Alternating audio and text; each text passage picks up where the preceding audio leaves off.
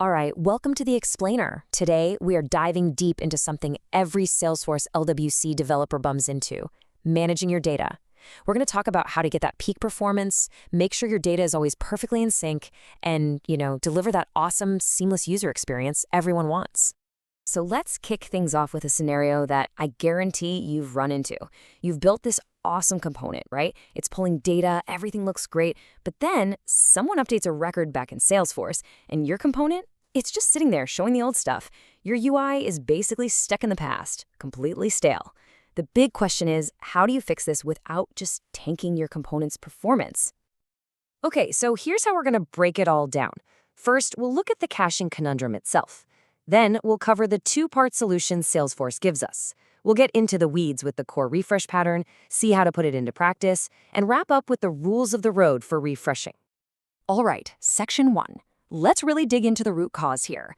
The funny thing is, this whole problem starts with a feature that's actually designed to make your components feel super, super fast. And that feature is client-side caching. So what is client-side caching? Well, to get that really snappy, responsive feel in your UI, Salesforce does something pretty clever. It stores the results of data requests right there in the user's browser. Think of it like a little notepad. The first time you ask for some data, it goes all the way to the server, gets it, and jots it down. The next time you ask for the same data, it doesn't make that long trip again. It just looks at its notepad. It's instant. But, and this is a big but, this creates a classic trade-off.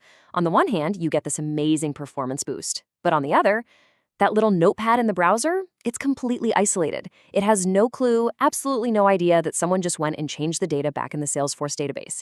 And that is the heart of the stale data problem. So how do we get the best of both worlds? The speed of caching, but with fresh data. Well, luckily for us, Salesforce has given us a really elegant two-part solution built specifically to solve this problem. Okay, part 1 of our solution lives on the server, in your Apex code. It's all about this one little annotation. @ara enabled, cacheable equals true.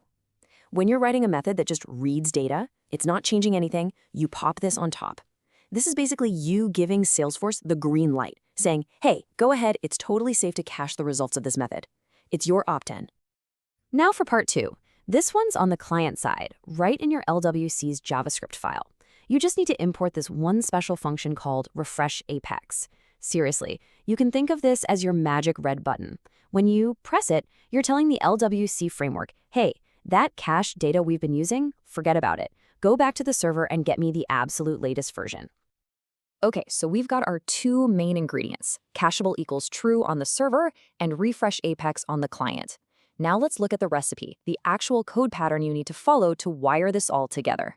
And trust me, getting this part right is absolutely crucial. It's really just a 4-step dance. Step 1, import refreshApex. Easy. Step 2, wire up your cacheable Apex method, just like you always do. Now, step 3 is the big one, the one everyone gets wrong at first. You have to store the entire result object that the wire service hands you, not just the data part. And finally, step 4, you pass that whole stored result into the refreshApex function when you want to refresh. Okay, let's look at the code because this is where the magic happens. Look at this function here, wired accounts. The wire service passes in this result object. Now, we do two things, and both are important. First, we grab result.data and stick it into a property called this.accounts. That's what we'll show on the screen. But, and this is the critical part, we also take that entire original result object and save it to another property, this.wiredResult. That property holds all the metadata that refreshApex needs to know what to refresh. It's the key. All right, enough theory. Let's see how this actually works in practice. The classic example, the one you're going to use all the time, is refreshing a list of records right after you've created a new one. And you know what? The pattern is beautifully simple. So imagine you have a button. The user clicks it, and it calls an imperative Apex method to create a new account. That call returns a promise. In the .then block of that promise, which, remember, only runs if the account was created successfully, you just add this one line, refreshApex this.wiredResult. That's literally it. You're telling Salesforce, okay, the create worked, now go get me the new list. And your UI just updates. It's awesome. And the best part is how versatile this is. This isn't just for creating records. The exact same one-line call works perfectly after you update a record or after you delete a record. Basically, anytime your component does something that changes the data on the server, you can just call refreshApex to make sure your UI instantly catches up. Okay, so refreshApex is a super powerful tool. And like any powerful tool, you gotta know the rules. You need to know when to use it and maybe more importantly, when not to use it. So let's break it down.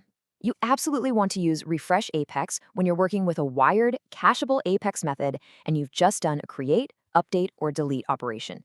That's its sweet spot. On the flip side, you want to avoid using it for imperative Apex calls that just read data. Why? Well, they aren't cached in the first place, so there's nothing to refresh.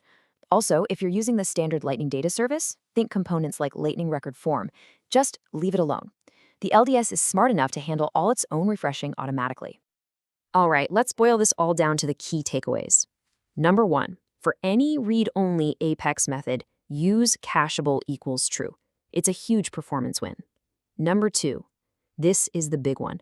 Always, always store the full wire result object to a property. Number three, after any create, update, or delete action, call refreshApex to get your UI back in sync. And finally, number four, don't go crazy with it.